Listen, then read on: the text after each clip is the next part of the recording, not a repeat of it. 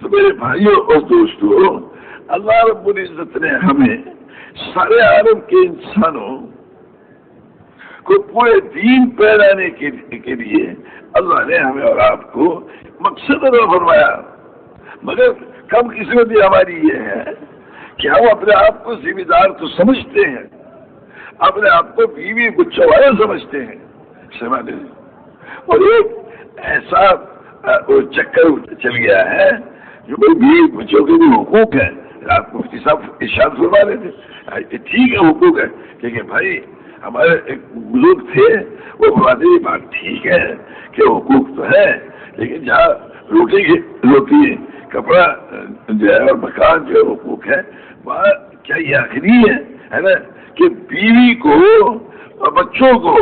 حضور اکرم صلی اللہ علیہ وسلم والے عالی مقصد کی بنیاد پر کو تیار کرے اور جیسے وہ فاقے برداشت کیے ویسے فاقے برداشت کرا کے ان کا حشر کے ساتھ کرائے. سارا گھر یہ تو بیٹھ کے سوچتا ہے کہ فلاں بچی کی شادی کرنی، فلاں بچے کا نکاح کرنا، یا بھائی کاروبار کا کیا ہوگا، لیکن سارا گھر اس پہ فکر مند نہیں ہے جی. بچوں سمیت کہ سارے عالم میں جتنے انسان بستے ہیں یہ سارا مشکین مجدین جو بھی ہیں میرے دوستوں، وہ سارے کے سارے اللہ پاک کی ذات و صفات پر یقین کرنے والے بنے. سمجھے بھائی، اور محمد صلی اللہ علیہ وسلم کے طریقے سے اللہ کے حکموں کو پورا کرنے والے بنے.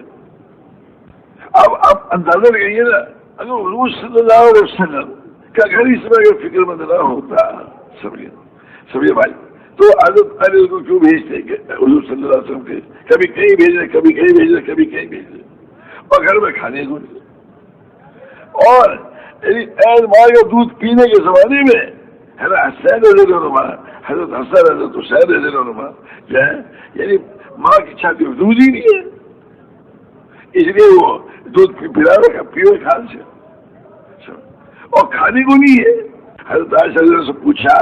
کہ دو جہاں کے بادشاہ سب نبیوں کے سردار اس دنیا سے پردہ فرما رہے ہیں اور گھر میں کھانے کو نہیں، کہ کیا تیل بھی نہیں تھا،